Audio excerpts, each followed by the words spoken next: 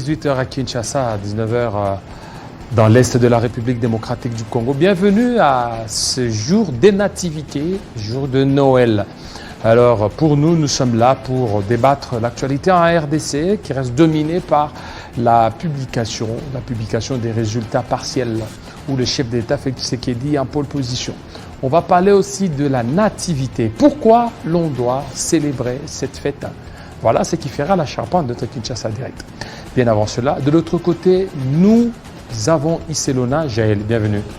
Merci Jean-David Kilolo. Bonsoir à tous. Passez à l'actualité.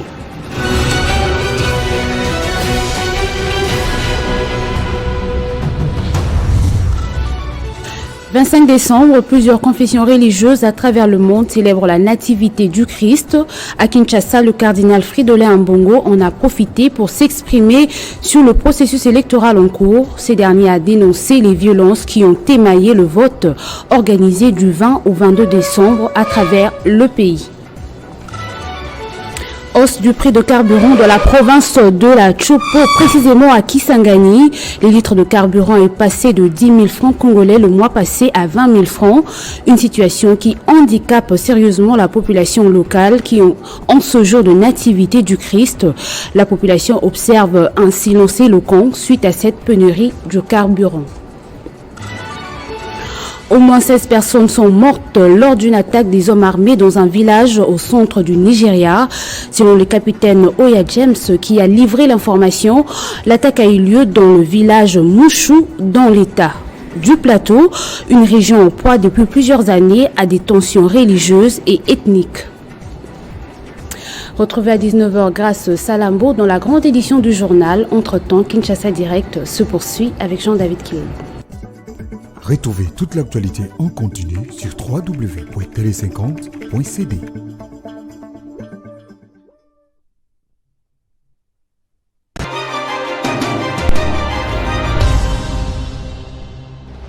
Voilà, processus électoral toujours dans l'attente, dans la fièvre. Alors, nous n'allons pas beaucoup plus spéculer. On attend certainement que la CENI termine son travail de compilation. Mais au niveau de partiel, le chef de l'État mène, le chef d'État Félix-Antoine Tshisekedi Tshilombo, avec un écart à la stalinienne. Nous allons essayer d'analyser avec M. Emmanuel Bati. Bienvenue. Merci. Bien portant. Oui, ça va. Alors, le chef de l'État mène la course devant son challenger, Moïse Katumbi Tshapou. Ça vous surprend? Non, ça ne me surprend pas. Ça me surprend pas puisque, bon, on connaît déjà le travail que le chef de l'État est en train de mener. D'abord, moi personnellement, par exemple, dès lors que j'avais vu qu'il a mis l'accent sur la gratuité de l'enseignement, je me suis dit, en tout cas, on ne peut pas ne pas lui donner la chance, on ne peut pas ne pas lui donner le second mandat, dans la mesure où, comme vous le savez, l'éducation, c'est la base même d'une société. Alors, quelqu'un qui accorde l'importance à l'éducation, on ne peut pas ne pas lui donner le second mandat. Donc, pour moi, ça ne me surprend pas. Ça ne vous surprend pas? Non. Malgré, il y a eu des accusations, des irrégularités, vous, ça ne vous surprend pas? En tout cas, irrégularité, bon, nous savons tout ce que je sais. Par exemple, dans ma circonscription à Lukunga, je sais qu'on a constaté les déploiements un peu tardifs de matériel. Bon, mais moi, par exemple, mes électeurs sont restés sereins, en train de patienter, puisqu'ils étaient déterminés à m'accompagner. Alors, mais le processus en général s'est bien passé. D'ailleurs, il ne faut pas oublier que la perfection, elle est divine. Oui. La perfection est divine. Oui.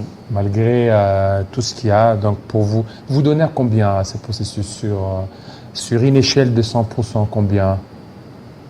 En tout cas, je me dis, ce qui est important, c'est qu'on puisse avoir les résultats. Et j'estime que, en tout cas, partout, il y a des observateurs.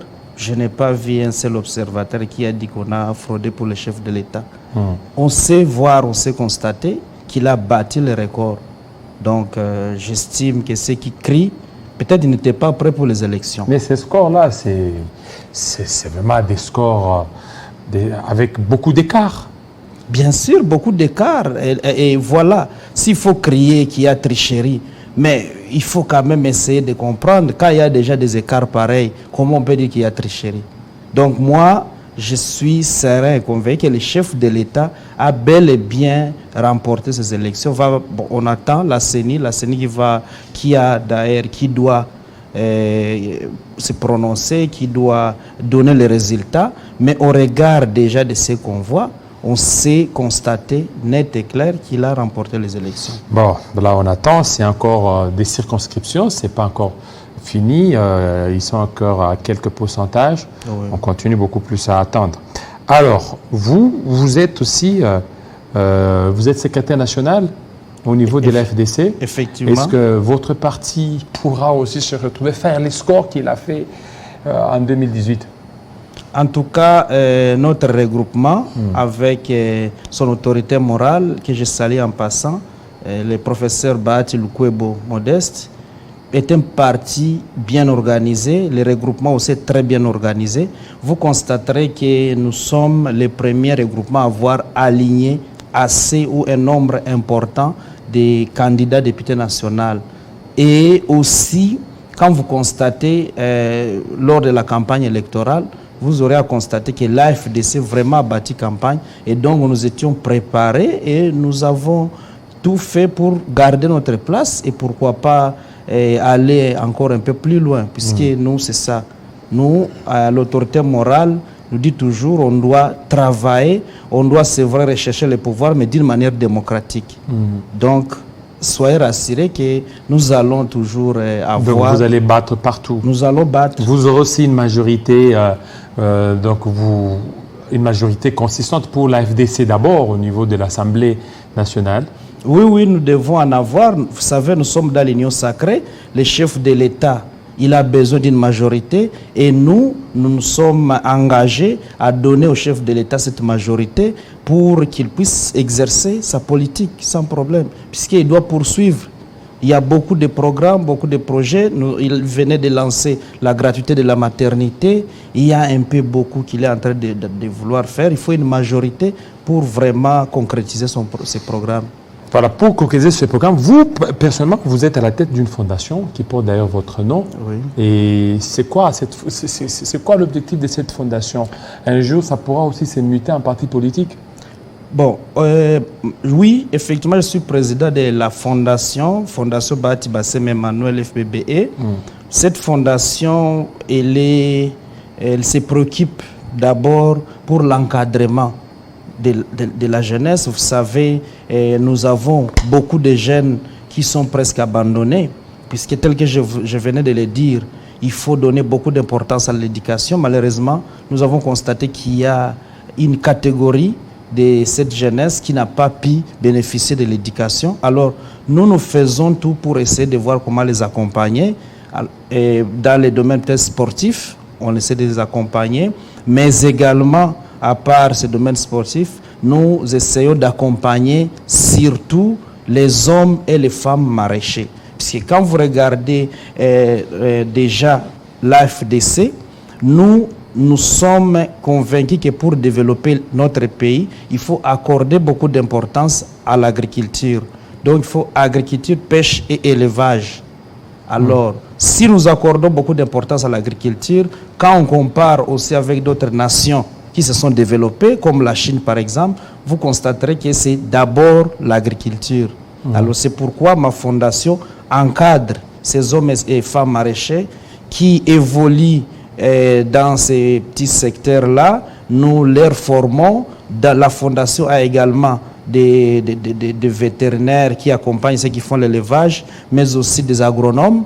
Et après, nous leur assistons en semences, nous leur assistons peut-être à tous ceux dont ils ont besoin, ceux qui ont besoin des arrosoirs et autres. En tout cas, nous faisons tout pour les accompagner.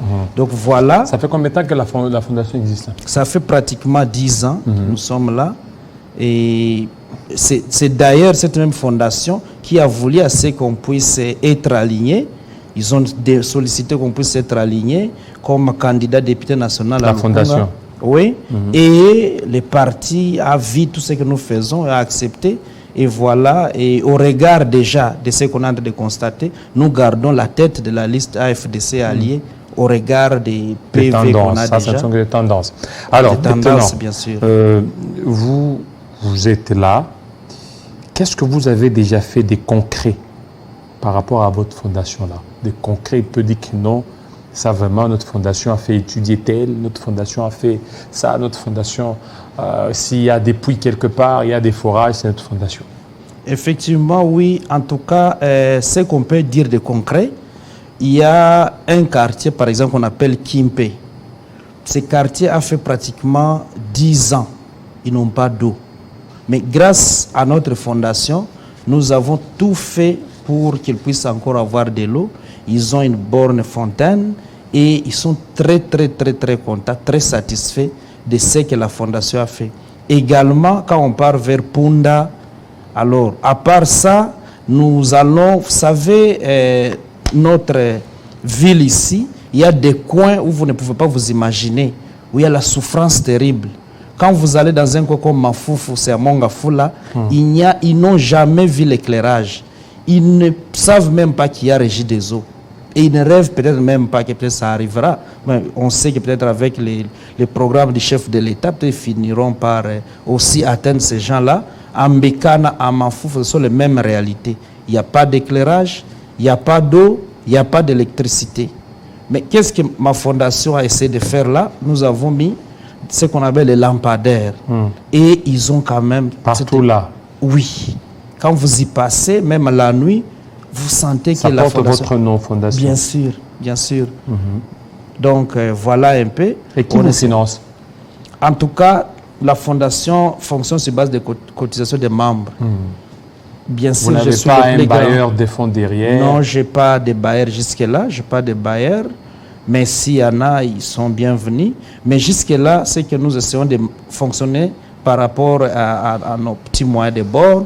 Nous essayons de... Bien sûr, je suis les grands qui puissent y contribuer un peu plus. Mais il y a aussi des membres de la fondation qui vous viennent comptez combien appuyer. de membres dans la fondation? En tout cas, notre fondation, maintenant, nous sommes au-delà de 5000 membres. 5000? Oui, Ici à Kinshasa ou même sur toute l'étendue du territoire national? La fondation n'est pas seulement à Kinshasa. La fondation est même au niveau de Kasaï, ou d'ailleurs, je me rappelle, nous avons mené une action.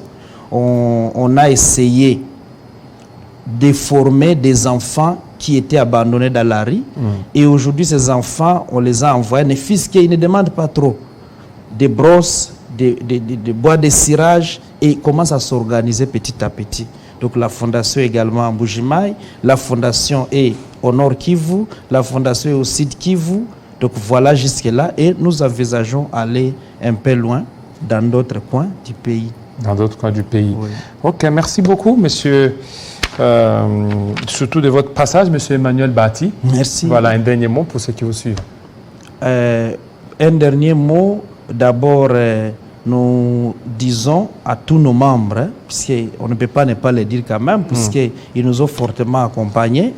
On a senti, bien sûr, on attend que la CENI puisse donner le dernier mot, mais je ne peux pas ne pas féliciter mes membres qui sont restés sous la pluie, en train d'attendre pour nous accompagner.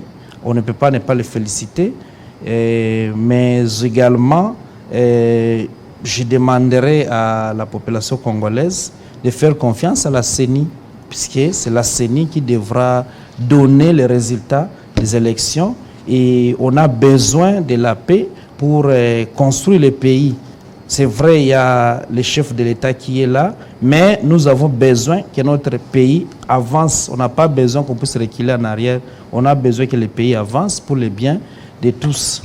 Merci. Merci beaucoup, Je vous en prie. monsieur Emmanuel. Merci. Tout de suite, Majundaya, pour venir aussi parler de l'actualité en RDC. Tout de suite.